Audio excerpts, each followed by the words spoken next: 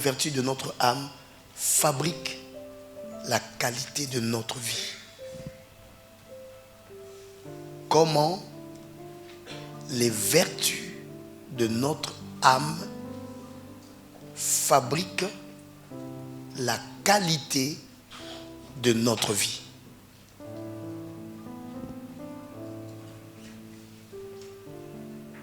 Allons dans le livre de Jean au chapitre 4.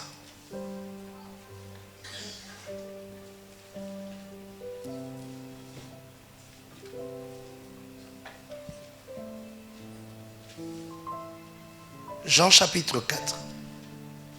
Nous lisons à partir du verset 1. La Bible dit ceci. Est-ce qu'on est là? On peut dire un grand Amen. Le Seigneur sut que les pharisiens avaient appris qu'il faisait et baptisait plus de disciples que Jean. Toutefois, Jésus ne baptisait pas lui-même, mais c'était ses disciples. Alors il quitta la Judée et retourna en Galilée. Comme il fallait qu'il passât par la Samarie, il arriva dans une ville de Samarie nommée Sychar, près du champ que Jacob avait donné à Joseph son fils. Là se trouvait le puits de Jacob. Jésus, fatigué du voyage, était assis au bord du puits. C'était environ la 6e heure.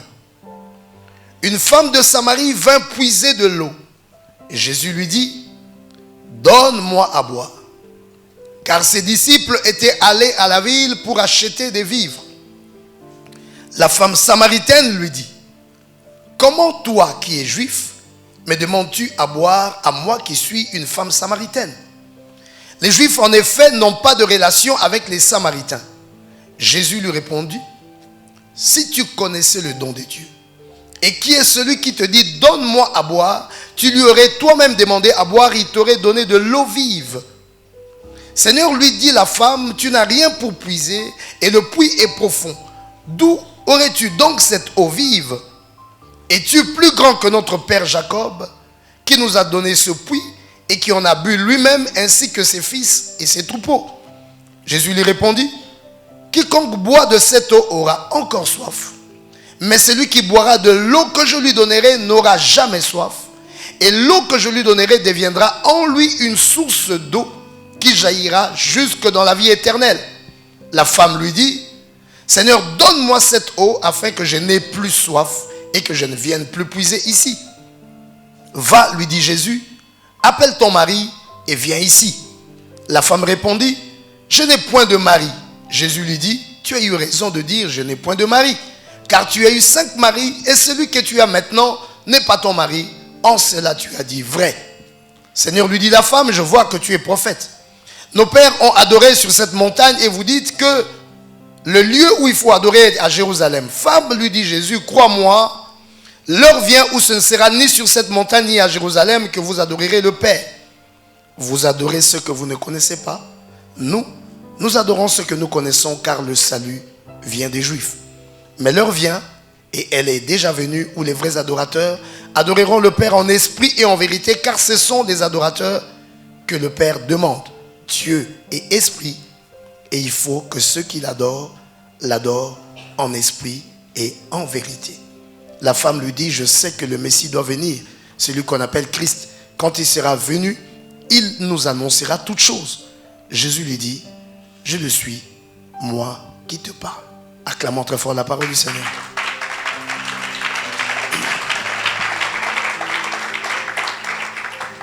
Alors, le verset 13 de ce texte nous dit ceci. Quelqu'un avec moi qui dit Amen. Je veux que tu me suives très attentivement parce que nous travaillons ici sur la qualité de notre vie.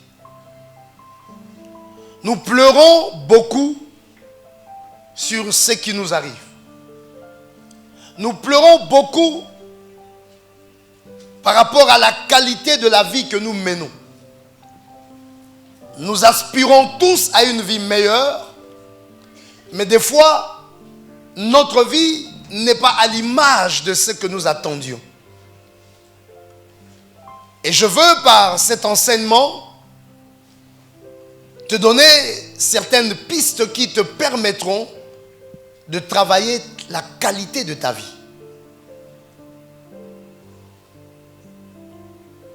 Le verset 13 de ce texte nous dit, Jésus répondit à cette femme, l'histoire que nous venons de lire, quiconque boit de cette eau aura encore soif. Jésus parle de la soif. Cette femme vient puiser de l'eau. Elle vient chercher de l'eau parce que l'eau, cette eau devait lui servir à beaucoup d'autres choses, mais aussi à boire pour étancher sa soif. Donc la soif devait être étanchée par l'eau. Mais Jésus lui dit, quiconque boit de cette eau aura toujours soif. Quelle eau? C'est l'eau du puits de Jacob. Et l'eau du puits de Jacob est l'eau de l'ancienne alliance. Qui m'entend qui dise amen? Or, l'ancienne alliance était une loi externe qui tentait de changer l'homme intérieur.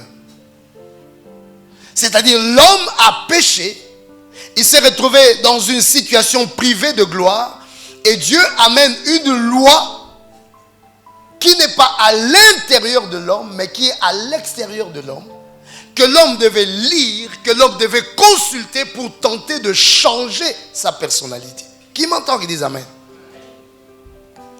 Or, qu'est-ce qui s'est passé? L'homme intérieur avait perdu sa spiritualité.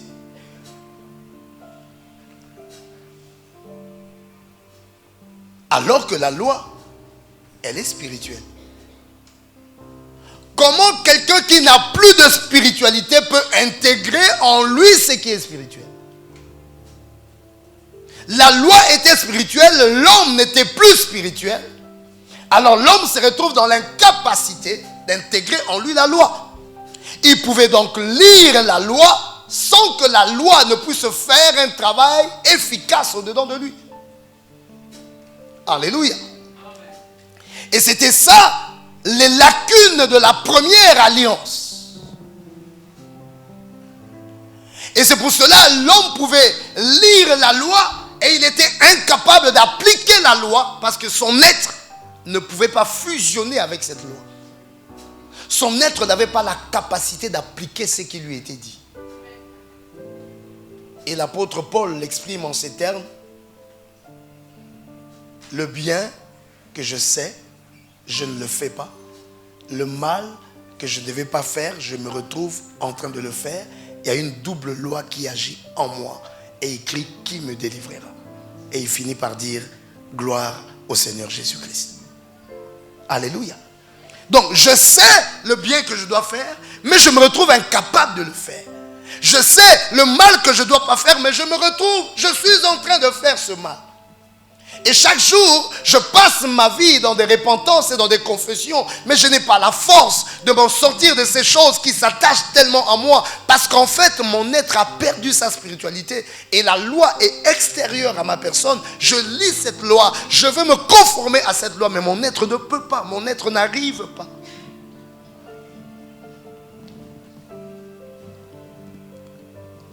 Qui m'entend qui dit amen?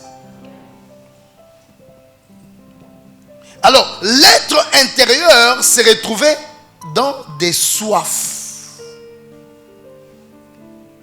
C'est-à-dire l'être intérieur recherchait des choses qui devaient le combler. Cette soif-là, qui se ressentait à l'intérieur de notre être, c'était causée par l'absence de Dieu. Alléluia. Dieu n'était plus en nous, alors on a un vide. Dis avec moi un vide. Dis plus fort un vide. Dis encore plus fort un vide. Dieu n'était plus en nous par le péché et nous ressentions un vide. Et quel était notre exercice? Notre exercice de la vie chaque jour, c'est de chercher à combler ce vide-là. Ce vide-là a créé des soifs en nous, la recherche des choses. Quelqu'un est avec moi aujourd'hui? Nous nous trouvons dans un problème. Suis-moi très bien. Je ressens un vide au-dedans de moi. J'ai des soifs, des choses que je dois combler. Mais mon être ne me propose pas des solutions à mes soifs.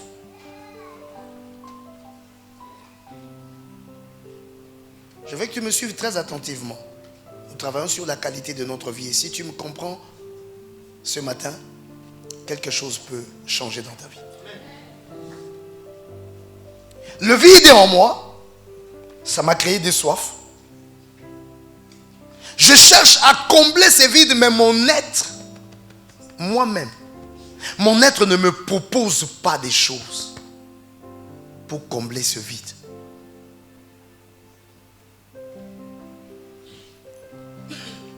Alléluia. Mon être ne me propose pas de quoi satisfaire ces soifs qui sont en moi. Et la soif symbolise, si tu veux le comprendre, le désir. Dis avec moi le désir. Dis plus fort le désir. L'homme, quand Dieu l'a créé, l'homme est fait des désirs. Parce que la vie est motivée par la recherche des satisfactions des désirs. La vie est motivée par la recherche des satisfactions des désirs. C'est-à-dire, on se réveille un matin, on a des désirs.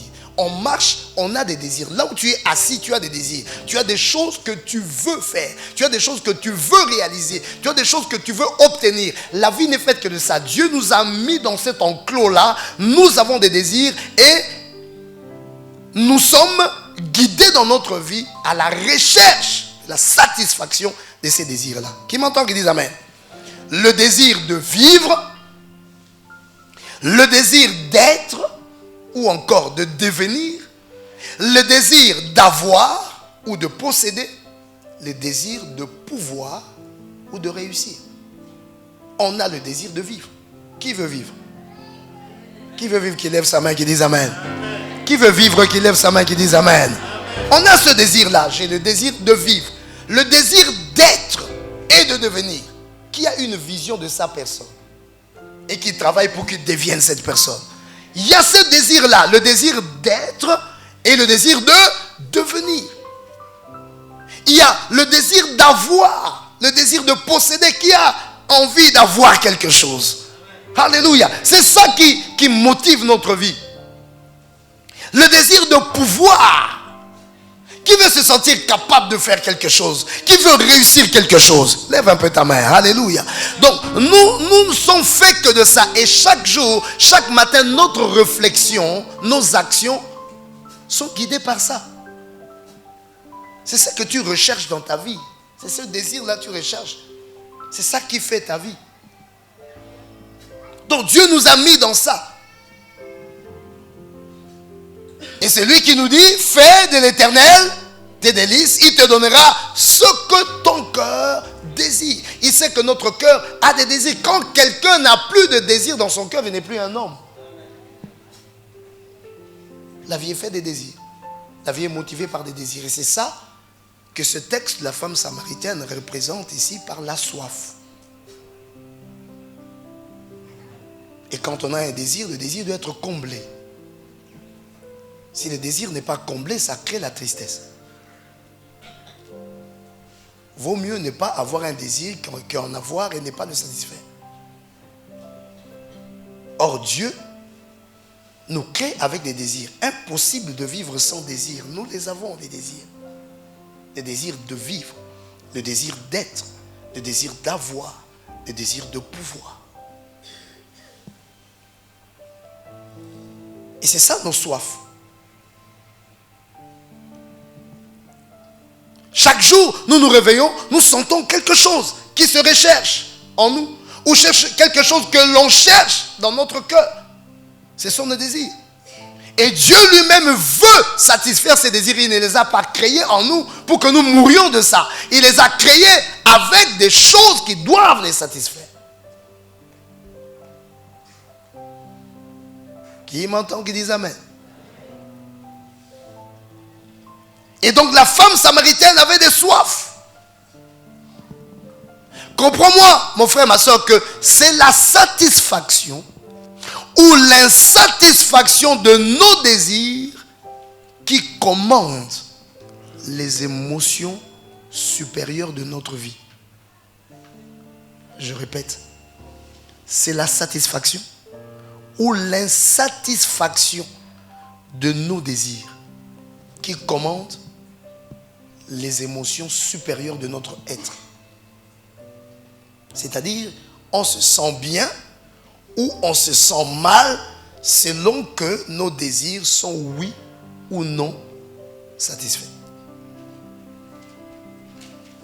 Quand tu vois quelqu'un triste, abattu, assis dans un coin, c'est qu'il a des désirs qui n'ont pas été satisfaits. Quand tu vois quelqu'un assis, abattu, envie de se suicider, c'est qu'il a des désirs, mais il ne voit pas. Tout lui viendra. La satisfaction. Il a quelque chose qu'il veut faire. Il a quelque chose qu'il veut avoir. Il a quelque chose qu'il veut réussir. Il a quelque chose qu'il veut être. Ça brûle en lui. Mais il n'a pas réussi à l'être, à l'avoir ou à le faire. Et ça développe en lui des sentiments, des frustrations, de tristesse. Ça change tout son être et devient même vilain. Il devient amer. Regarde le visage de ton voisin. Si tu le vois jovial, souriant, c'est bon. Si tu le vois, il est abattu, affalé, c'est qu'il y a un problème.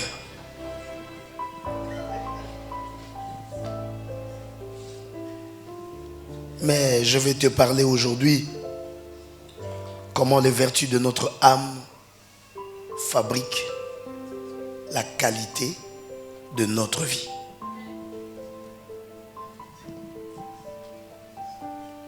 Nous sommes donc en train de poser les jalons pour comprendre qu'il faut être satisfait pour être bien. Et si on est insatisfait, ça peut causer des soucis. Les espoirs, c'est quoi les espoirs? Ce sont des attentes de la réalisation d'un désir. C'est ça les espoirs. Or, la foi est une ferme assurance des choses. Qu'on espère. Les choses qu'on espère, c'est des désirs. Alléluia. La foi est une ferme assurance des choses qu'on espère. Et ça doit devenir une démonstration des choses qu'on ne voit pas. C'est-à-dire, il faut que ces choses-là qu'on espère puissent venir entre nos mains comme une réalité. Et en ce moment-là, nous sommes satisfaits.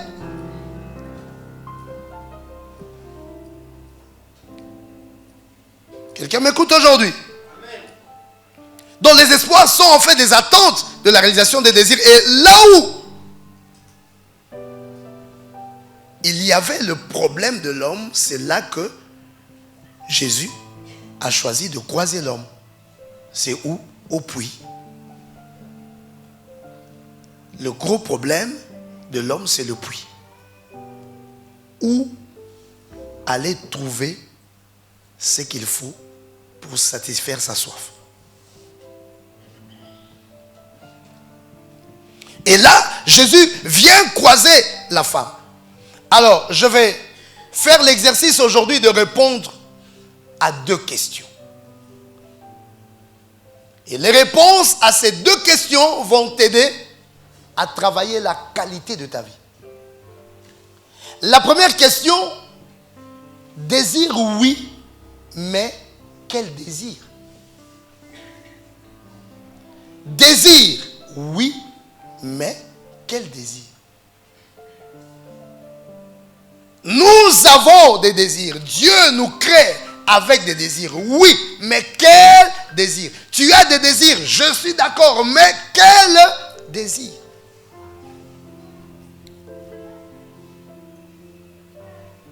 Et mon frère, ma soeur, parce que l'état émotionnel de notre vie dépend essentiellement de la satisfaction et de l'insatisfaction de nos désirs, nous devons à tout prix nous poser la question sur la nature même de nos désirs.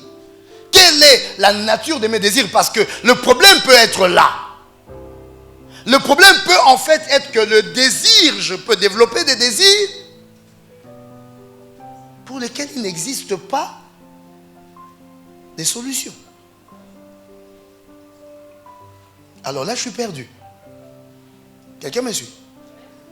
Si j'ai des soifs qui n'ont pas des eaux pour les combler, je suis perdu. Parce que moi, je vais rechercher le puits qui va me donner l'eau qui étanchera ma soif. Mais j'ai une soif où il n'existe aucun puits dans le monde qui va combler ça. Alors j'ai un problème, je suis perdu parce que ma soif ne sera jamais comblée et parce que mon état émotionnel dépend de la satisfaction et de l'insatisfaction. Je serai donc un éternel insatisfait et ma qualité de vie sera médiocre sur la terre. S'il y a donc un désir en moi qui n'a pas de réponse quelque part, je suis obligé de tuer ce désir-là. Parce que soit le désir-là meurt et moi je vis, ou ce désir-là vit et moi je meurs. Acclame très fort l'Éternel, c'est de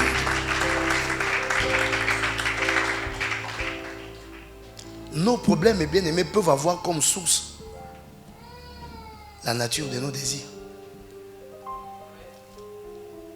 Galates chapitre 5.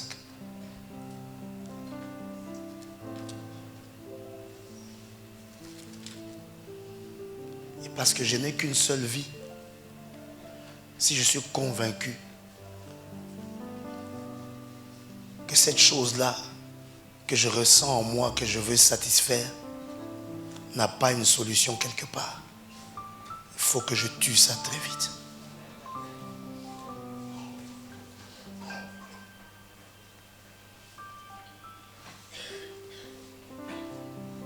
Galates chapitre 5 nous dit ceci à partir du verset 16. Je dis donc, marchez selon l'esprit et vous n'accomplirez pas les désirs de la chair. Car la chair a des désirs contraires à ceux de l'esprit. Et l'esprit en a de contraires à ceux de la chair. Ils sont opposés entre eux afin que vous ne fassiez point ce que vous voudriez. Si vous êtes conduits par l'esprit, vous n'êtes point sous la loi.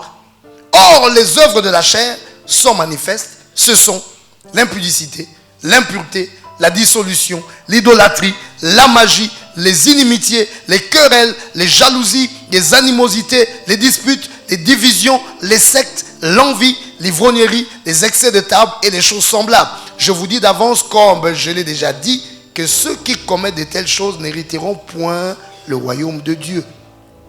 Mais le fruit de l'esprit, c'est l'amour, la joie, la paix, la patience, la bonté, la bénignité, la fidélité, la douceur, la tempérance. La loi n'est pas contre ces choses. Et ceux qui sont à Jésus-Christ ont crucifié la chair avec ses passions et ses désirs. S'il y a un désir en moi qui n'a pas de réponse quelque part, c'est que ce désir-là est charnel. Alors il me faut tuer ce désir-là. Voilà pourquoi Jésus a crucifié la chair. Qui m'entend qui dise amen aujourd'hui? Je veux entendre quelqu'un acclamer l'Éternel. On va y aller. Acclame, acclame, acclame, acclame, acclame. Très bien. Ce texte de Galates nous montre donc que les désirs ont deux sources. Il y a les désirs qui ont comme source la chair.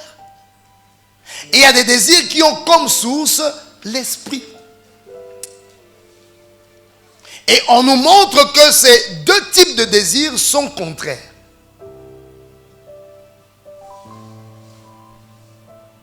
C'est-à-dire on ne peut pas être à la fois dans l'un et dans l'autre. C'est deux chemins opposés. Soit on choisit l'un des chemins, soit on choisit l'autre.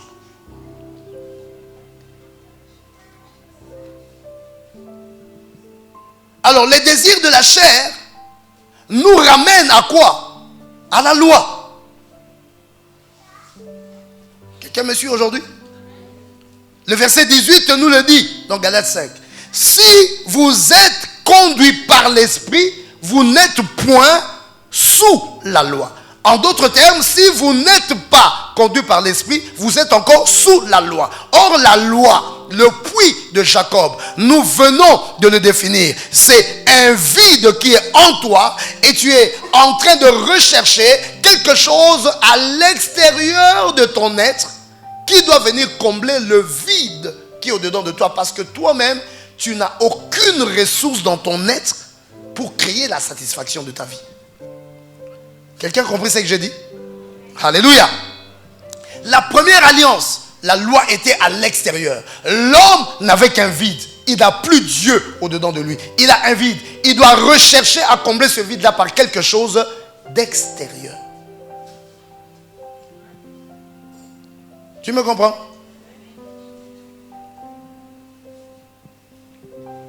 Donc la Bible nous dit, si tu es conduit par l'esprit, tu n'es plus sur la loi.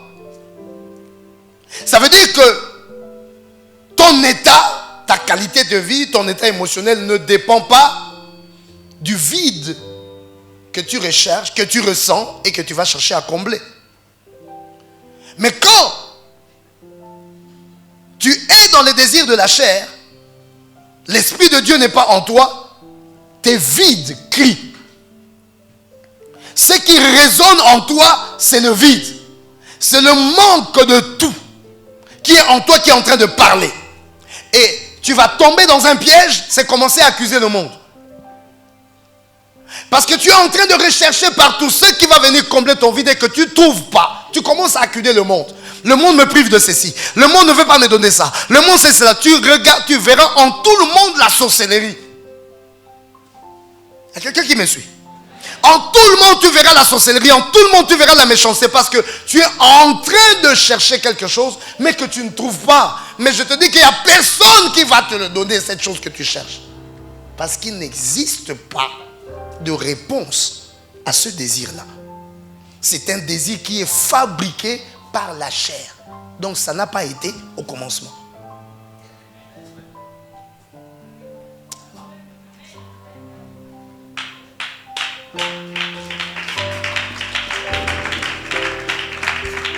Ça n'a pas été au commencement.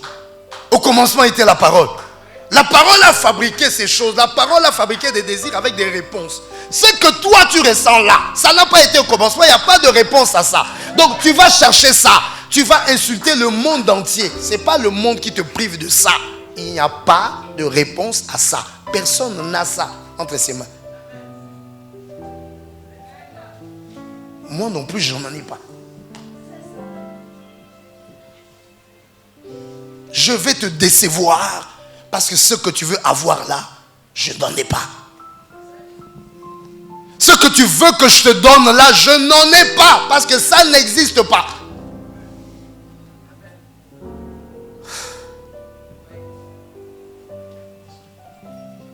Et on commence à accuser le monde entier. Mais ce n'est pas le monde qui est la source de tes malheurs. Ce sont tes vides qui sont la source de tes malheurs. Un vide, quand le vide est en nous. C'est ça la femme samaritaine. La femme samaritaine avait quoi? Avait un vide. Et dans ce vide-là, la femme samaritaine était en train de courir pour combler ses vides. Mais ces désirs qu'elle avait, parce qu'il n'y avait qu'un vide qui la commandait, ces désirs-là n'étaient que de la chair. Elle avait des désirs sans révélation. Dis avec moi, désir sans révélation. Elle avait des désirs sans fondement. Dis avec moi, désir sans fondement. Elle avait des désirs sans but. Dis avec moi, désir sans but. C'est-à-dire, ce sont des désirs, ça n'a pas de révélation, ce n'est pas rattaché à une parole quelconque, ce n'est pas une parole qui pousse à rechercher cela, ce sont des désirs qui n'ont pas de fondement, ça te fait courir, mais après tu te rends compte que tu as poursuivi le vent. Tu veux attraper, quand tu attrapes, il n'y a rien. C'est ce que Salomon appelait vanité des vanités, poursuite de vent. Est-ce qu'il y a quelqu'un qui me suit? Et ça n'avait pas de but. Ça te donne l'impression que quand tu vas avoir ça, ça va changer ta vie. Mais même quand tu auras ce que tu pensais là que ça va changer ta vie, tu te rends compte que c'était une illusion. C'est-à-dire, ça n'existe pas. Ce n'était qu'une impression, un mirage. Il n'y avait rien en fait. C'était de l'eau sans vie.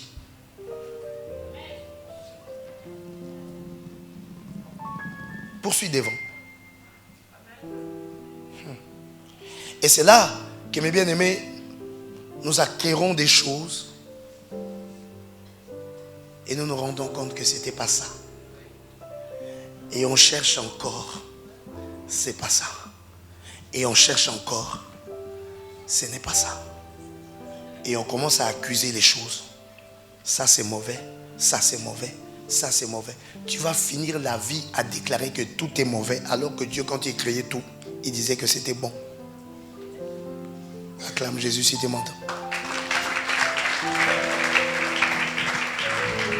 Alors la Bible décrit la couleur des œuvres charnelles. Quand les désirs ont pour source la chair. La Bible nous décrit, dit, les désirs de la chair, ça tourne en fait dans l'accomplissement de certaines œuvres, certains types d'œuvres. Et la Bible les énonce un peu ici. On va essayer de comprendre quelque chose, faire sortir une couleur. La Bible dit, or les œuvres de la chair sont manifestes. Ce sont l'impudicité, l'impureté, la dissolution, l'idolâtrie, la magie, les inimitiés, les querelles, les jalousies, les animosités, les disputes, les divisions, les sectes, l'envie, l'ivrognerie, les excès des tables et les choses semblables. Qu'est-ce que nous remarquons ici? Les caractéristiques qui ressortent de ces désirs, c'est premièrement la libération des pulsions. Donc, les gens ont des sortes de pulsions et doivent libérer cela. C'est dans cette catégorie-là, vous retrouvez l'impudicité. Quelqu'un, il a soif. Il a soif, ça brûle, ça brûle. Sans révélation, sans fondement, sans but. Il faut aller se verser quelque part. Donc, c'est quelqu'un qui n'a pas un canal. Il n'a pas une vision. Il n'a pas un schéma. Il n'a pas un chemin. Il n'a rien. Ce qu'il a, il y a quelque chose qui se passe. Il faut se libérer. Vous me comprenez? Donc, n'importe qui il va croiser, rouge, noir, bleu, court, grand, démon ou pas démon. Mon problème, c'est qu'il y a quelque chose, je dois me libérer. Pas de révélation, pas de fondement, pas de but. J'ai un désir. Je dois satisfaire ce désir. Je vois quelqu'un en face, j'ai un désir. Tout monte en moi. Je dois manger là-dedans. Je dois aller là. Quelle est la révélation? Quel est le fondement? Pour quel but? Je veux. Qui m'entend? Donc, il y a la libération des pulsions. Il y a la recherche des moments de plaisir. Et ces deux choses-là dénotent de quelque chose dans une personne. Quand quelqu'un agit de cette manière-là, il recherche le plaisir ou il veut se libérer des pulsions, il a un problème d'identité. Qui m'entend qui dit amen? Il a un problème d'identité. Vous savez, je vais vous expliquer quelque chose. En matière charnelle, quand quelqu'un n'a pas la révélation de son être, n'a pas son identité, il peut croire qu'en sortant avec toi, c'est là qu'il devient quelqu'un. C'est comme ça qu'il existe même des gens, il peut mentir qu'il sort avec quelqu'un parce qu'il veut se donner une personnalité. Donc, il existe parce que on va dire de lui qu'il était avec elle. Son existence est liée à ça. C'est comme ça que vous trouvez des menteurs, des gens qui mentent même leurs parents. C'est-à-dire, il n'existe pas si son père, c'est celui qui est là, qui est petit. Il croit qu'il va exister quand il va mentir que son papa, c'est le grand qu'on voit là. Donc c'est là que lui, il est en crise d'identité.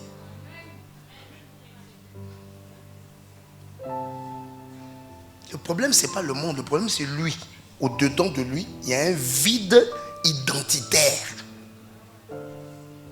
Il cherche à se caser dans une généalogie. Il cherche à se caser dans une cour. Il cherche à se caser dans une famille. Il cherche à se caser dans une proximité. Moi, je suis l'ami de tel. Oui, mais toi-même, tu es qui? De tel, oui. Mais toi, tu es qui?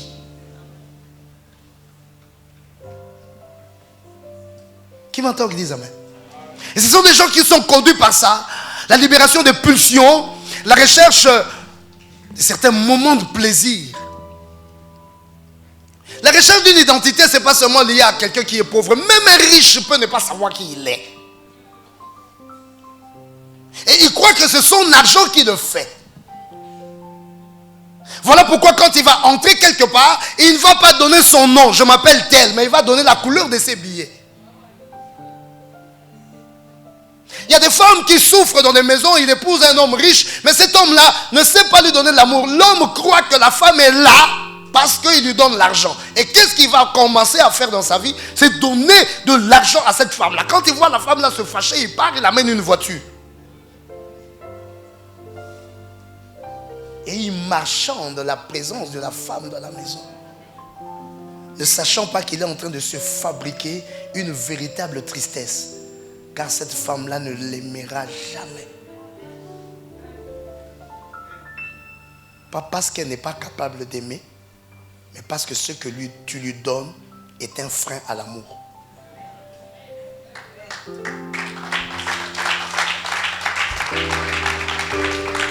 Qui veut acclamer très fort l'Éternel aujourd'hui? Acclame l'Éternel, acclame l'Éternel, acclame l'Éternel.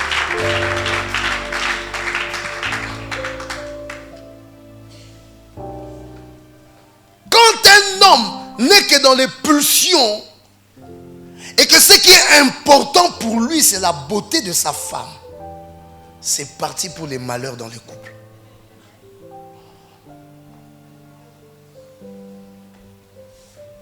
Car cette femme-là ne recevra jamais de l'amour.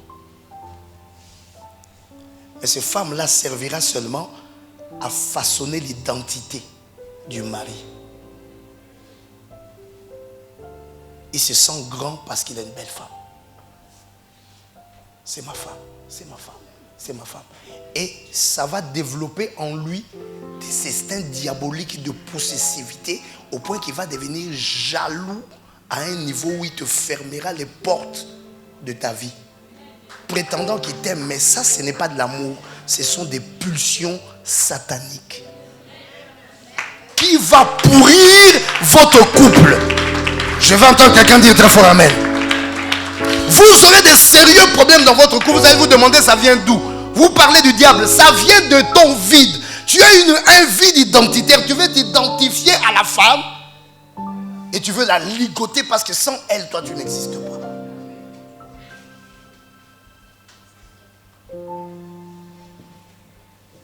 Qui m'entend qui dit amen? Et même l'argent nous fuit parce que nous croyons que c'est l'argent qui nous fait. Et on veut tellement s'attacher à ça que ça nous fuit. J'ai quelque chose à te dire.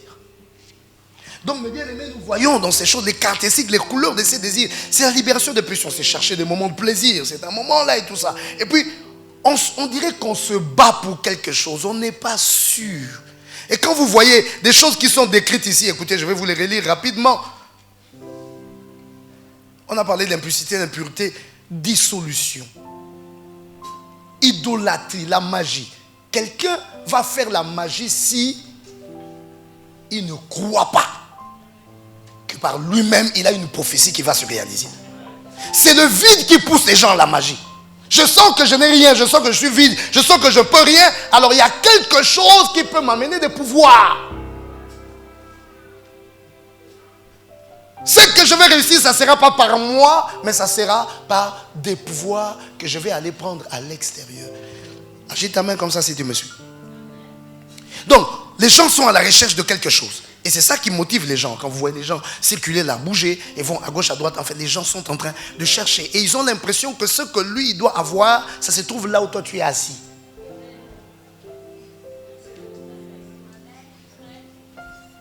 Comme il ne voit même pas sa chaise, parce qu'il ne connaît même pas son nom, donc il n'a même pas lu sur la chaise, on a placé son nom. Il y a une chaise qui est là à son nom. Mais il n'a pas vu ça, il ne connaît même pas son nom, il ne connaît pas son identité. Mais il est à la recherche des choses, il a un vide en lui. Et il a l'impression qu'en fait, ce que lui doit être ou ce que lui doit avoir, c'est ça se trouve là où toi tu es. Acclame très fort l'Éternel, s'il te plaît.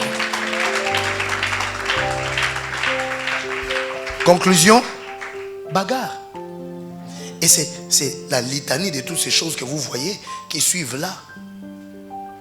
Les jalousies, les animosités, les disputes, les divisions, les sectes, l'envie.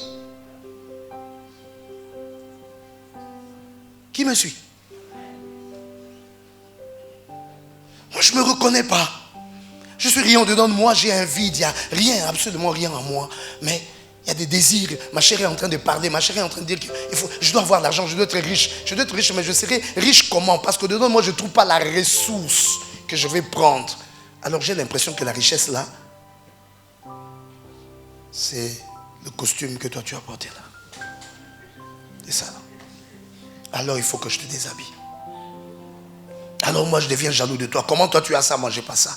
Alors moi je commence à envier ce que tu as. Alors on va faire la bagarre. Alors on va se diviser. Alors on va se battre. Alors tout commence là. L'animosité commence. Parce que quelqu'un est dans une crise d'identité. Il est vide. Et parce qu'il doit être toujours dans des états seconds, il boit beaucoup. L'ivrognerie, pour se donner certains états qui vont le convaincre qu'il existe. Ou quand il est devant la nourriture, il a l'impression que c'est ça qui va faire sa vie. Des excès de table.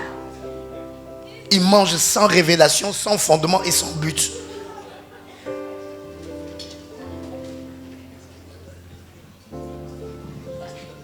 Il a l'impression que c'est la nourriture qui va le faire. Et devant la nourriture, il devient agressif, il enlève la chemise, il transpire, il est assis, il devient arrogant, il chasse tout le monde, allez, très loin à gauche, très loin à droite, moi-même devant la table, il mange. Il est dans un exercice.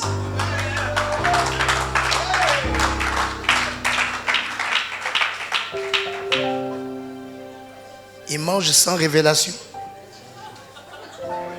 sans fondement, sans but.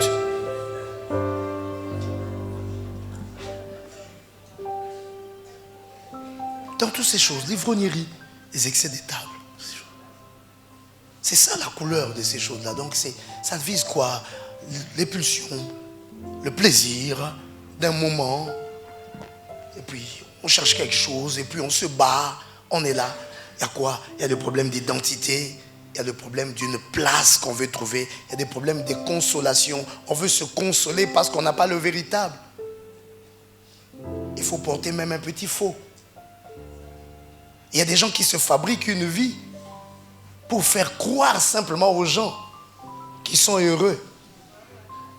Ils se sont fabriqués une chose par consolation, qu'ils font passer pour, alors qu'au-dedans d'eux, ils ne sont pas satisfaits. C'est ça ce monde-là. Et c'est dans ça, mes bien-aimés, que tout le monde court dans l'humanité. Il y a un déséquilibre. C'est fondé sur rien du tout. Ça ne vise rien du tout. C'est le vide. Or, la Bible nous propose un autre type de désir. Pas des désirs qui ont pour source la chair. Car la chair n'a rien de la parole de commencement. Et donc tout ce que la chair va rechercher, quand tu les auras, tu ne seras jamais satisfait. Ce n'est pas un mari qui fait la satisfaction de quelqu'un. Ce n'est pas une femme qui fait la satisfaction de quelqu'un. Ce n'est pas de l'argent qui peut faire la satisfaction. Il y a des hommes qui sont riches et qui sont malheureux. Il y a des femmes mariées et malheureuses. Il y a des hommes bien mariés mais malheureux. Alléluia.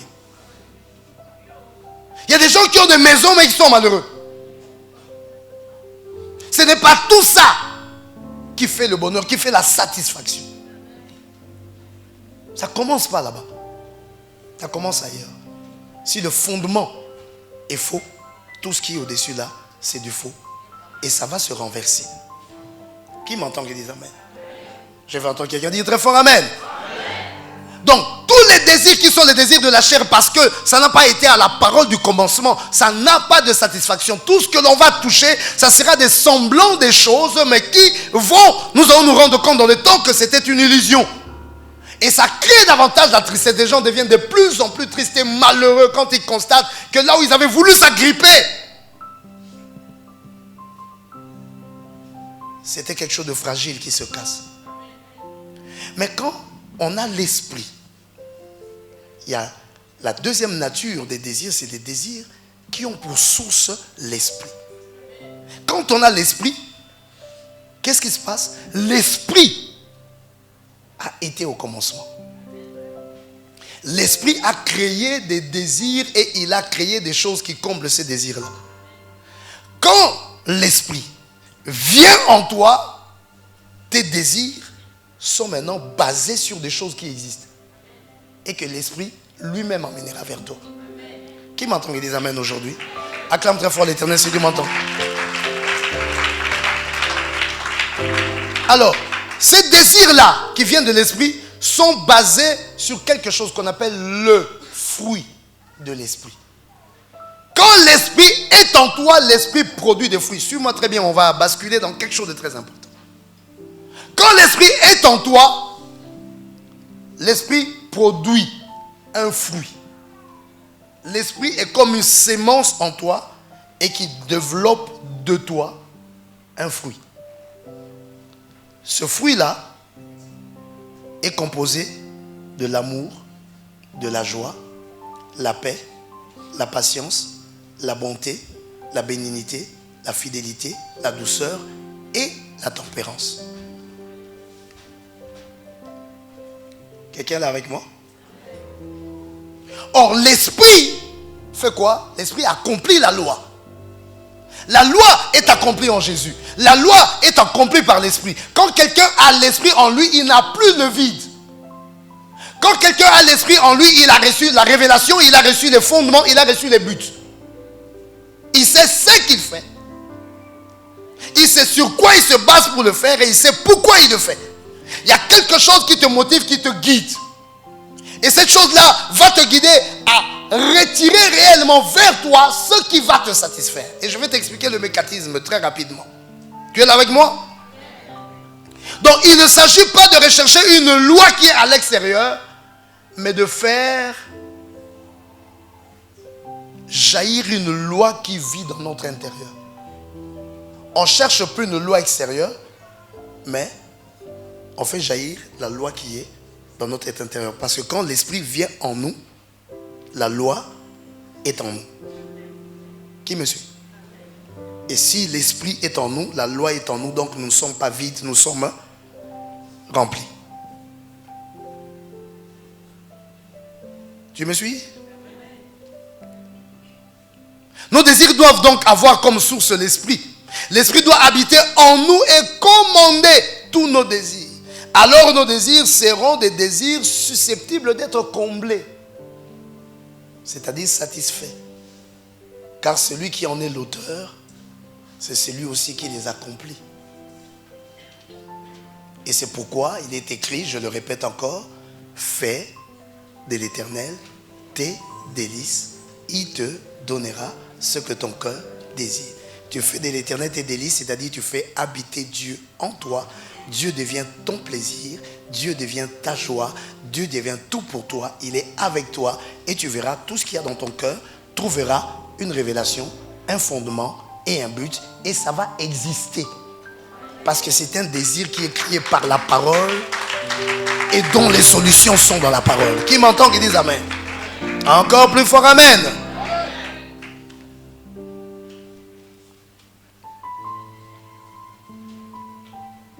La première question était donc, désir, oui, mais quel désir? J'ai des désirs. Quels sont mes désirs? Je vous ai montré les deux chemins des désirs. Il y a des désirs de la chair, tu vas courir derrière le vent. Dis à ton voisin, les années passent. Il y a des temps qui seront difficiles à récupérer.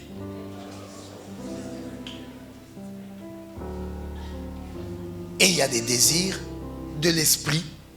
Je peux te conseiller la persévérance Parce qu'il existe un puits pour satisfaire ça. Et si tu n'as pas encore eu ça, ça va venir bientôt. Là, je vais t'encourager la persévérance. Pour le premier désir, je te conseille la crucifixion. Crucifie ce désir-là.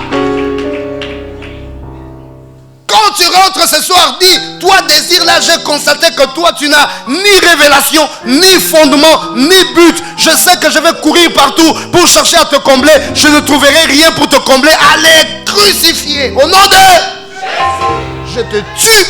N'existe plus en moi et laisse-moi libre.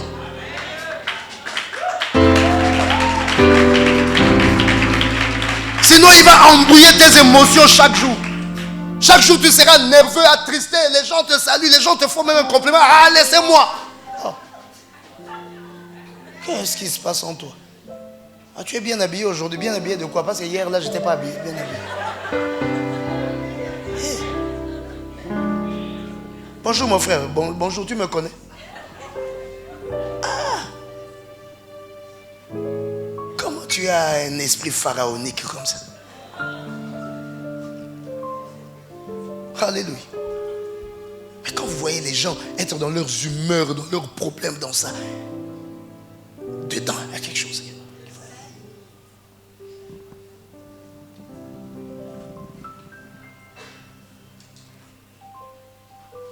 Et c'est dangereux de se mettre avec des gens comme ça parce que tu deviendras le sorcier de leur vie. Ils trouvent des sorciers partout. Ça ne marche pas pour moi, là, c'est toi. C'est toi. C'est toi qui... Parce que lui-même, il ne se retrouve pas dans ce qu'il fait. Il va accuser tout le monde.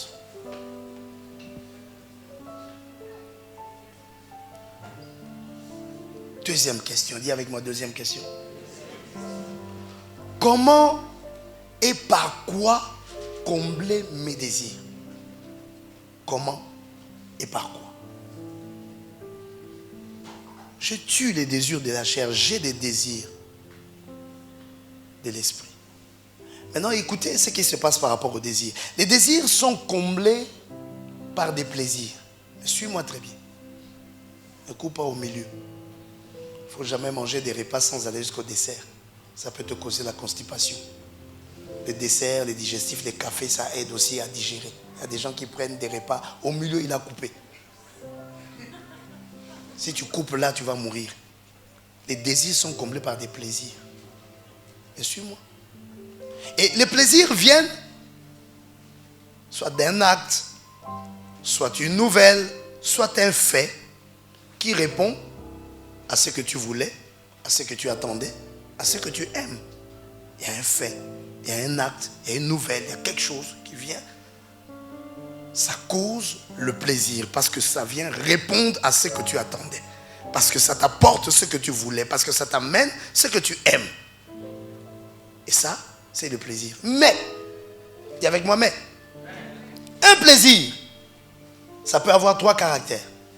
Le plaisir peut être éphémère, le plaisir peut être trompeur, et le plaisir peut être permanent. Il y a un plaisir éphémère, il y a un plaisir trompeur, et il y a un plaisir permanent. Écoute-moi. Quand le désir est dû à un vide que nous cherchons à combler, qu'est-ce qui va se passer? Le plaisir peut venir, mais ce plaisir-là viendra d'un fait extérieur. Et qui va donc devenir le maître de notre vie? Parce que c'est ce fait extérieur qui va commencer à influencer nos émotions. Quelqu'un me suit? Si j'ai un vide et que mes désirs ne sont pas conduits par l'esprit, c'est de la chair, je cherche quand même, j'ai quand même des désirs, j'en ai. Je ne suis pas spirituel, ok, mais j'ai quand même des désirs. Et ces désirs-là recherchent des plaisirs. Ça va trouver des semblants de plaisirs qu'on a appelés des illusions. Amen. Mais qu'est-ce qui va se passer? Mon plaisir viendra de quelque chose qui est à l'extérieur de ma personne. En d'autres termes, je commence à dépendre de cette chose extérieure. C'est cette chose-là qui déterminera que je sois heureux ou malheureux. Je viens de livrer ma vie à quelque chose d'extérieur. Quelqu'un me suit? Alors, si ce fait extérieur se perturbe, moi aussi je suis perturbé. Si ce fait extérieur s'arrête, mon bonheur aussi s'arrête. Donc nos émotions se perturbent ou s'arrêtent par rapport à quelque chose d'extérieur. Mais c'est très dangereux. Dis à ton voisin, c'est très dangereux ça. Que tes émotions soient gérées par quelque chose d'extérieur. Dis-lui ça, c'est très dangereux. Parce que tu n'auras toujours pas le contrôle sur cette chose-là. La chose-là agira comme elle veut agir. Donc cette chose-là va commencer à s'amuser avec tes émotions. Et c'est là le phénomène des humeurs, le phénomène des tristesses, le phénomène des bouderies, des gens qui mangent des boudins. Leur état émotionnel dépend des choses qui se passent à l'extérieur. Et si ça se passe comme ils voulaient, ils sont là. Et si ça ne se passe pas comme ils voulaient, ils commencent à bouder, ils ont ceci, ils ont cela. Mais bien aimé, si tu prêtes la gestion de tes émotions à quelque chose d'extérieur, surtout si c'est un homme, tu es foutu. Acclame très fort l'Éternel ce dimanche. Parce que tes émotions dépendent du côté où va pencher ma tête. Mais tu es foutu. Parce que quand je pense ça comme ça, quand j'aurai mal, je vais mettre ça comme ça. Ou quand moi je mets ça comme ça, toi tu es mal. Maintenant tu vas m'obliger à être comme ça. Non. Ton émotion ne doit pas dépendre de la position de ma tête. J'arrive et on va bientôt terminer. Les phénomènes des humeurs, c'est ça. Des tristesses. Des bouderies. Des gens qui boudent. 2 mois. Il a changé de visage. Même la démarche a changé.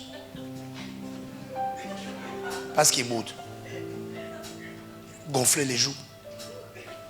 Tu le parles. Tu le souris. Qu'est-ce qui se passe? On ne comprend pas. Tu m'as fait ci, tu m'as fait ça. Je n'ai pas eu ça, je n'ai pas saisi cela. Voilà ça là comme ça. Voici ça, ça, ça. Voici tout ça. Voici. Mais n'est-il pas écrit dans la parole de Dieu que toute chose font quoi? Concourent au bien de ceux qui aiment Dieu et qui sont appelés selon son. Dis à ton voisin, regarde ton voisin. Dis-lui cette année que ta tête soit à gauche ou à droite. Ça n'influencera pas mes émotions. Toute chose, toute forme que tu prendras, ça va concourir à mon bien. Maintenant, fais ce que tu veux. Acclame très fort l'Éternel. Fais maintenant ce que tu veux. Fais ce que tu veux. Ça ne changera rien à mes émotions parce que je ne te donne plus la gestion de mes émotions.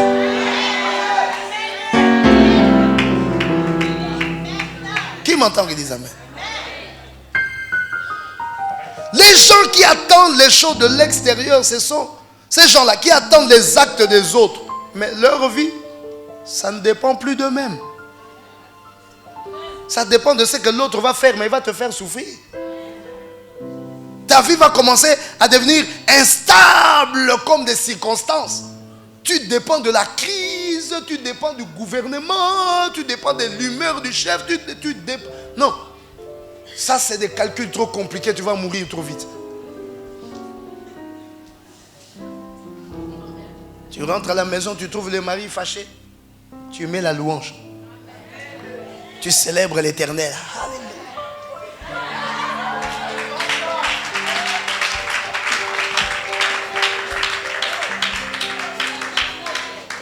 Il est assis dans son coin, il ne veut pas parler. Prends un journal, va lui donner, lis. Quand tu auras envie de parler, tu me parleras. Dis amen. Hein? Encore amen. Voyons le cas de la femme samaritaine. C'est dans ce texte que nous étions. Qu'est-ce qui s'est passé avec cette femme?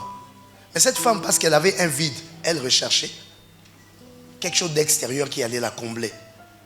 Ça fait d'elle une femme instable. Pourquoi? Elle recherchait, elle croyait que son bonheur allait venir d'un mariage. Et vous voyez, elle a accusé tous les hommes. La Bible dit qu'elle a eu combien de maris? Et maintenant, elle était au 40e. Et là, elle avait encore des yeux sur Jésus. Donc, elle n'était pas satisfaite. Malgré tous les mariages qu'elle faisait, elle recherchait son bonheur dans le mariage. Elle a changé les hommes. Le premier homme ne l'a pas satisfait. Deuxième, allez, quitte-la. Troisième, allez, toi, là, si ça doit être à refaire. Ce n'est pas toi. Quatrième, même en cinquième, elle a chassé un coup de pied. Sixième, maintenant, il était avec. Et il vient croiser encore un bel homme au puits. La femme commence encore à trembler. Moi, je suis une Samaritaine. Comment toi, tu m'as pas. Donc, même le sixième mari ne la satisfaisait pas. Qui m'entend? Mais ce ne sont pas les hommes qui étaient le problème. C'est elle qui était le problème. Elle recherchait à satisfaire des désirs qui n'étaient que de la chair. Sans révélation, sans fondement, sans but. Elle croyait que c'est être avec un homme dans une maison ou sur un lit qui pouvait changer sa vie.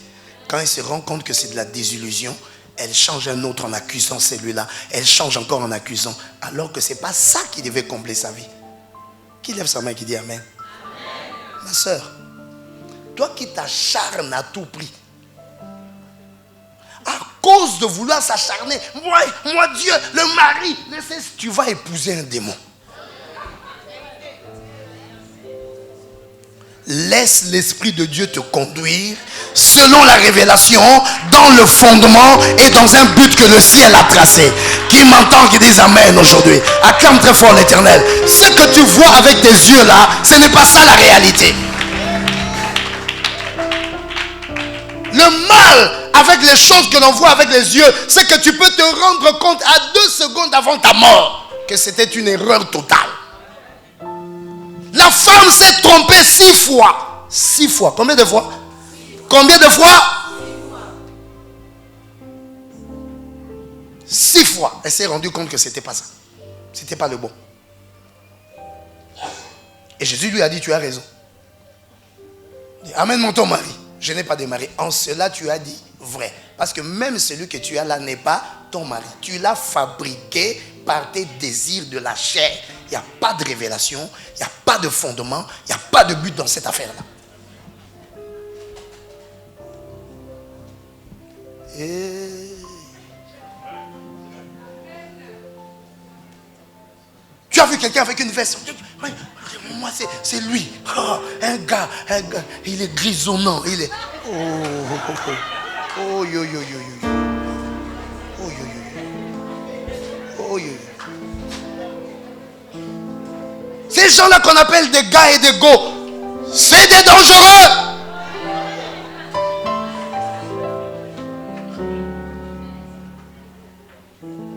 Si ce n'est qu'un gars, c'est dangereux. Si ce n'est qu'une go, c'est dangereux.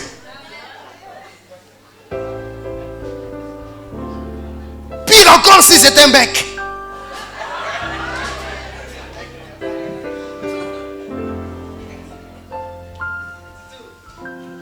Il y a encore des termes même ici au Gabon. Comment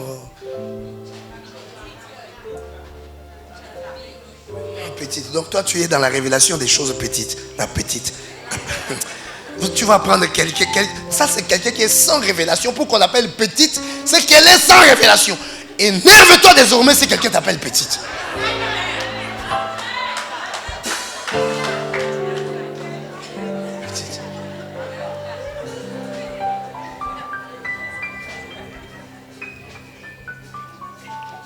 Dis Amen. Les gens courent. Parce qu'il est de telle famille, tu pars là-bas. Il y a des familles qui se balaient dans le temps. Tu vas te retrouver comment?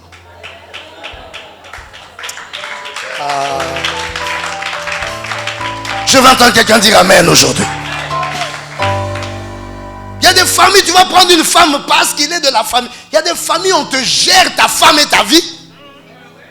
On convoque la femme par la famille à chaque seconde. Ah, téléphone, viens ici. On voyage, on est parti pour 6 mois. Hein, sans l'autorisation du mari.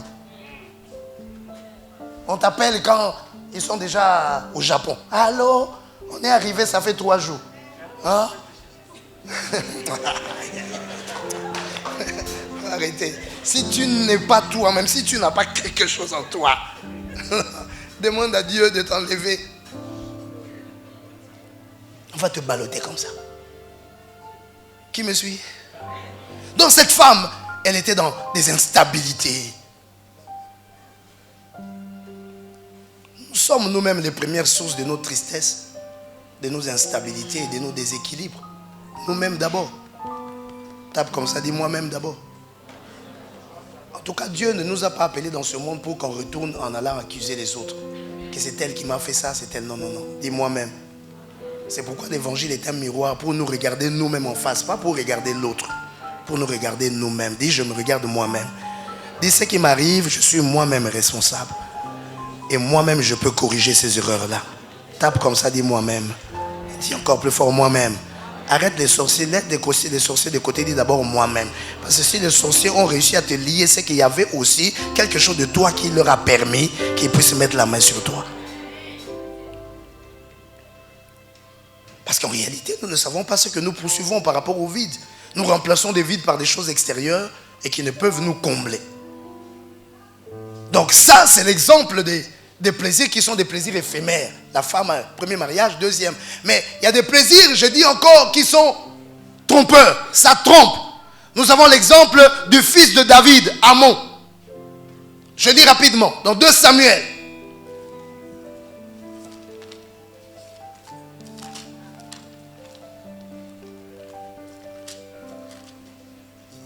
De Samuel chapitre 13. Je lis rapidement le verset 1 à 4. La Bible dit: après cela, voici ce qui arriva. Absalom, fils de David, avait une sœur qui était belle et qui s'appelait Tamar. Amnon, fils de David, l'aima. Amnon, fils de David, a fait quoi? L'aima. On a dit qu'il l'a aimé. Comment tu peux aimer ta sœur? Hein? Et il a ressenti le désir de vouloir se mettre avec sa sœur. Ce désir-là venait d'où? Ça, c'est quelqu'un qui recherchait l'identité. Vous savez, moi quand je lis ça, je vois que cet homme, il convoitait Absalom. C'était la sœur d'Absalom. Et lui, il est acharné. Il faut qu'il prenne sa sœur. La Bible dit, Amnon était tourmenté. Vous voyez, il y a des choses, ça peut te tourmenter. Ça vient du diable. Ça peut te tourmenter, tu fais des songes et tout ça. Tu dis, j'ai fait des songes parce que quand on est tourmenté, on fait beaucoup de rêves. Et on confond ça à la révélation, non? Amnon était tourmenté jusqu'à se rendre malade. Ça peut t'amener à l'hôpital, hospitalisé. Et quelqu'un vient t'aimer par compassion. Ah, je vais quand même l'épouser par compassion parce que dès que je dis qu'on arrête, il tombe malade. C'est pas ça là la révélation. Amnon était tourmenté jusqu'à se rendre malade à cause de Tamar, sa sœur, car elle était vierge. Voici ce qui l'intéressait. Belle, vierge, et il paraissait difficile à Amnon de faire sur elle la moindre tentative. Donc Amnon se sentait déjà inférieur par rapport à cette fille-là. Il n'arrivait même pas à faire une tentative. Il se disait que donc si je peux l'avoir là, moi j'existe. Si j'arrive pas, c'est que je n'existe pas. Complexe d'infériorité. C'est ça là que dans la vie, au lieu de donner des fois des opportunités aux faibles, toi tu cherches qu'il faut que tu t'accroches, je ne sais pas à quel grand, parce que tu veux exister au travers d'un grand qui a une petite révélation, alors que toi tu es un Joseph appelé à être plus grand que Potiphar. Acclame très fort l'Éternel si tu m'entends aujourd'hui. Mais tu vas te rabaisser là où tu ne devais pas te rabaisser à cause des complexes. Parce que tu as vu une voiture garée, parce que tu as vu un costume. Parce que toi, tu connais le costume que Dieu va te donner demain. Ce n'est pas ça qui doit influencer ta vie. C'est la révélation, la révélation. Qu'est-ce qui m'amène là? C'est les fondements, c'est des buts. Et des fois, Dieu peut nous amener à connecter à ce qui semble faible. Parce qu'il sait dans l'avenir ce qu'il en fera. Acclame très fort l'Éternel, c'est de mon temps.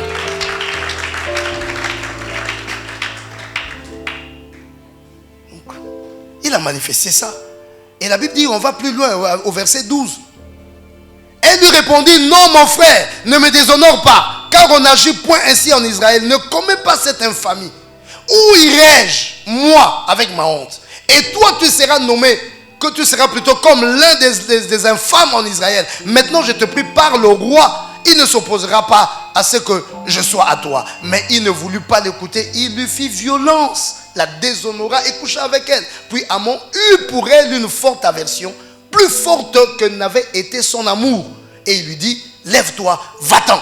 Elle lui répondit, n'augmente pas en me chassant le mal que tu m'as déjà fait. Il ne voulut pas l'écouter. Appelant les garçons qui le servaient, il dit, qu'on éloigne de moi cette femme et qu'on la mette dehors et ferme la porte après elle. Juste après avoir accompli la chose qui l'a réchauffé, au lieu de trouver la satisfaction, il devient nerveux. C'était un plaisir trompeur. Il croyait que c'est là qu'il allait se satisfaire, mais c'est là qu'il est devenu plus malheureux qu'il n'était avant. Et il a amené quelque chose dans sa vie, dans la vie de sa sœur, dans la famille même de tout son père, quelque chose de dérangeant. Pourquoi? Parce qu'il a voulu à tout prix assouvir ses désirs et il a accompli par un plaisir trompeur. Et tout s'est retourné juste après. Il y a quelqu'un qui me suit? Permets-moi de clôturer donc maintenant. Les plaisirs trompeurs, c'est des plaisirs qu'on rejette après. On a le dégoût, on a le regret. C'est la poursuite devant. Amon, il devait se poser certaines questions. En fait, je cherche quoi? Ça va créer quoi? Ça va aboutir à quoi cette affaire? Donc il faut donc, mes bien-aimés, tuer les désirs de la chair qui recherchent des plaisirs éphémères ou des plaisirs trompeurs. Parce que ça finit toujours par ce que tu vis là, la déception, le chagrin, la tristesse, les remords, l'hypo ou l'hypertension. Ça finit là-bas. Alléluia. Et tu auras toujours soif. Et tu poursuivras des choses qui ne vont jamais te satisfaire. Que ça soit un mariage, ça sera l'argent, ça sera des maisons, ça sera ceci. Tu vas te battre dans des chemins compliqués. Tu ne seras jamais satisfait, tu seras déçu et beaucoup de choses. Mais, quand je vais conclure mon message maintenant, quand nous recevons l'Esprit de Jésus, l'eau du puits de Jésus, l'eau de la nouvelle alliance, le puits intarissable, quand l'Esprit de Jésus vient en nous et nous laissons l'Esprit nous communiquer les désirs tels que nous avons appris cela, une chose se passera. Qu'est-ce qui va se passer?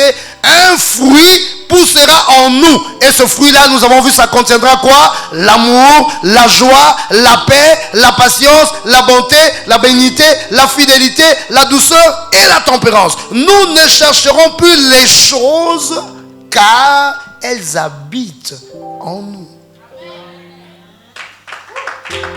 Acclame très fort l'Éternel.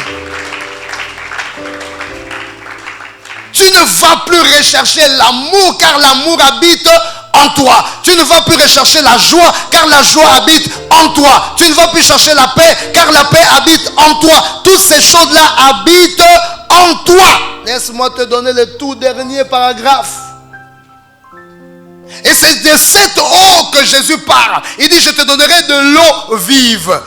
Et au lieu d'aller chercher à puiser, c'est toi plutôt qui deviendras un puits, parce que cette eau jaillira de toi jusque dans la vie éternelle.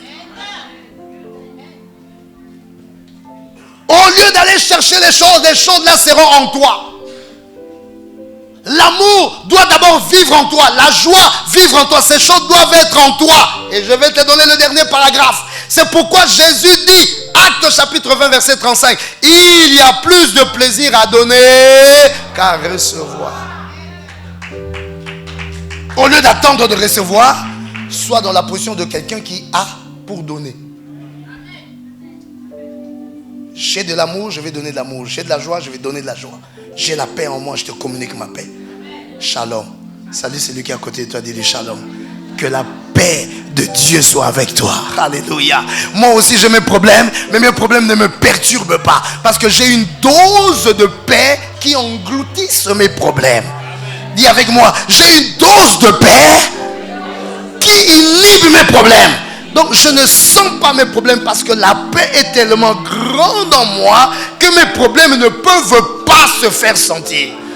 Mes problèmes sont engloutis. Mes situations sont, tout est englouti là-dedans. J'ai une joie extrême qu'il n'y a rien qui m'enlèvera mon sourire. Souris à ton voisin. Dis-lui, je souris. Oh, je dois payer mon loyer à la fin du mois, mais ça ne m'enlève pas mon sourire. J'ai une joie intense qui ne peut pas faire disparaître mon sourire, même si mon bailleur est devant ma porte. Bouscule ton voisin, dis-lui, ça sera ta nouvelle loi. Trouver le plaisir à donner qu'à recevoir. Trouver ton plaisir, pas en recevant mais en donnant, parce que tu possèdes. C'est ça l'eau vive. L'eau sera en toi, l'eau jaillira de toi. Jean 4, 14. L'eau jaillira de toi. Alors ne cherche pas l'amour, mais sème l'amour. Je suis à mon dernier chapitre. Je sais que quelqu'un a une dernière question à laquelle je vais répondre. J'ai entendu ton cœur. Ne cherche pas l'amour, mais sème l'amour. Parce que tu as l'amour en toi. Et tu sais, la loi de la sémaille, c'est que l'on sème, on récolte. Tu as eu la réponse? Tu as eu la réponse? Je veux que quelqu'un acclame très fort l'Éternel. Sème l'amour et ta récolte sera une récolte abondante. Sème la joie et ta récolte sera une récolte abondante. Parce que ce qui sort de l'esprit, je dis, parce que l'esprit habite en toi, ce qui sort de toi, fera quoi? Ça te fabriquera une vie comblée. La qualité de la vie qui te reviendra dépend de la qualité de ce que toi tu sèmes. Aïe. Alléluia.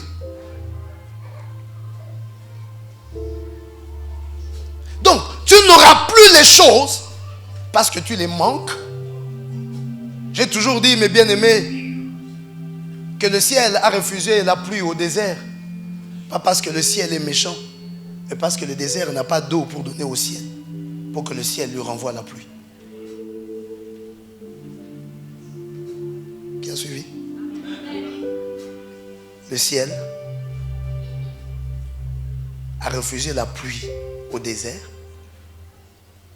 pas parce que le ciel est méchant, qui ne veut pas donner la pluie au désert, mais parce que le désert n'a pas d'eau à donner au ciel pour que le ciel lui rende la pluie.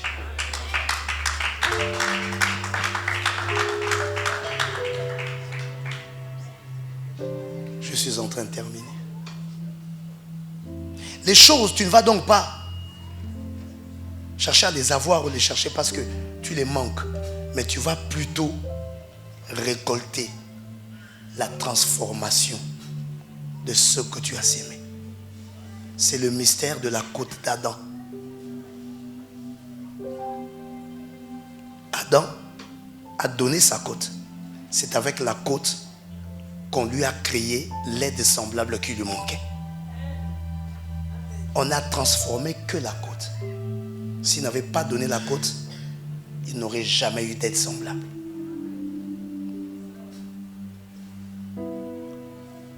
Conséquence. Quand c'est toi qui donnes, tu as le plaisir à donner. Ce qui viendra de toi, ce qui se transformera de ta sémence, premièrement, ne sera pas éphémère. Pourquoi? Parce qu'il est attaché à la source. Ce que tu as est une transformation de ce que tu as donné. Mais ce que tu as donné, tu l'as en abondance. Tant que tu en auras à donner, ça se transformera toujours. Et ça viendra. Donc ça ne sera jamais des choses extérieures qui peuvent s'arrêter. Ça ne sera pas des plaisirs éphémères qui s'arrêtent. Et puis après, tu deviens triste. Non. Tant que l'eau jaillira de toi, ça se transformera, ça te créera ce que tu attendais. Fais comme ça. Fais comme ça. C'est le cycle. Le cours d'eau, le fleuve, l'océan donne l'eau, ça va au ciel. Le ciel met sa touche. La pluie tombe. Ça remplit les eaux. Les eaux donnent encore. ça va au ciel. Fais comme ça. Le jour où tu vas arrêter ce mouvement-là, tu as arrêté ta vie.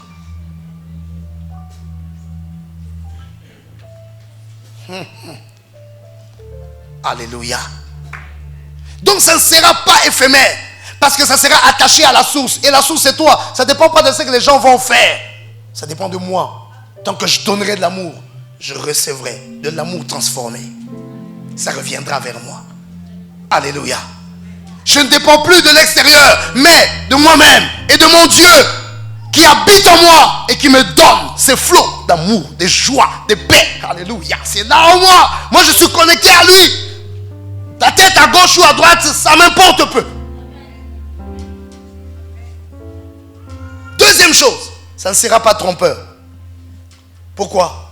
Parce que ce qui te reviendra aura la nature de ce que toi tu as donné. Ça te correspond. Ça vient de toi, donc ça vient de Dieu.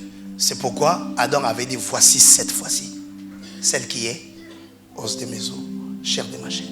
Les autres, on avait créé cet extérieur, ça n'a rien à voir avec moi. Mais ça, c'est moi qui ai donné. On a fabriqué par ce qui est sorti de moi. Et ça, ma nature. Ça me ressemble. Donc ça ne peut pas me tromper, ça me comble. C'est ma taille, c'est ma pointure, c'est ma nature, c'est ma substance. Alléluia. Qui m'entend, qui dit amen aujourd'hui. Tu n'auras donc pas des plaisirs éphémères ni des plaisirs trompeurs, mais tu auras un plaisir permanent, une joie, un bonheur. C'est ça, le bonheur. C'est ça la véritable joie. Et tu répondras à la joie. Lève ta main droite et dis amen. Amen. L'amour te fabriquera ce qui est beau. J'ai dit quoi? L'amour. La joie te fabriquera le plaisir éternel. J'ai dit quoi? Si tu donnes la joie, Dieu te ramènera la satisfaction. Femme samaritaine, tu es vide. Femme samaritaine, donne d'abord l'amour toi-même. Sème la joie, femme samaritaine. Et tu rencontreras non pas les maris que tu t'es façonné par les désirs de la chair, mais l'esprit transformera l'amour et la joie que tu as donné en un mari qui sera selon les désirs de ton cœur.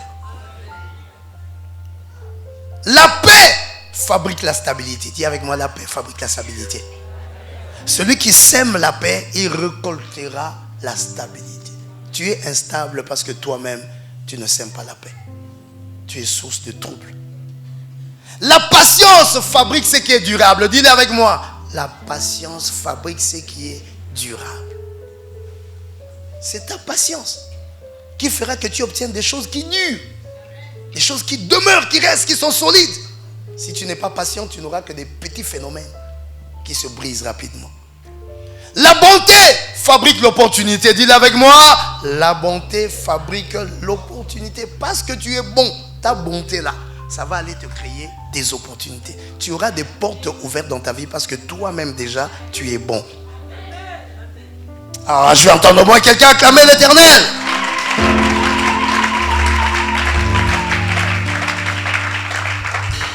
La bénignité, ça va te fabriquer les relations. Dis-le avec moi. La bénignité va me fabriquer des relations. La bienveillance, être bien avec les gens, ça va faire en sorte que tu auras des relations, des contacts. Acclame l'Éternel si tu m'entends aujourd'hui. La fidélité va te fabriquer la récompense. Dis-le avec moi. La fidélité va me fabriquer la récompense. Tu auras des récompenses dans ta vie parce que toi-même tu as été fidèle. Tu n'es pas fidèle, tu attends quoi des autres? Ce n'est pas des petits investissements de temps en temps qui rapportent quelque chose. C'est la permanence dans quelque chose que l'on fait. On est là, on est fidèle. Et finalement, tu as le sceau de la fidélité et les récompenses commencent à tomber. Dis amen. La douceur te fabriquera la tranquillité. Dis avec moi, la douceur me fabriquera la tranquillité. Si toi-même tu sèmes la douceur, ce qui viendra dans ta vie aura un caractère de tranquillité. Tu vivras dans le calme, tu vivras dans le repos. Tu n'auras pas une vie hyper agitée. Ta sémence reviendra comme une récolte. La tempérance fabrique pour moi ce qui est nécessaire. Dis-le avec moi. La tempérance fabrique pour moi ce qui est nécessaire. La tempérance. Quand tu seras tempéré, quand tu auras la maîtrise des choses, quand tu sauras canaliser tes efforts, quand tu comprendras les mesures, pas les excès et pas les manques, quand tu feras les choses, tu sens que c'est ça qu'il faut faire, tu créeras ce qui est nécessaire pour ta vie, au lieu d'avoir des accessoires. Acclame l'Éternel ton Dieu. Des grandes acclamations, levons-nous, nous allons prier.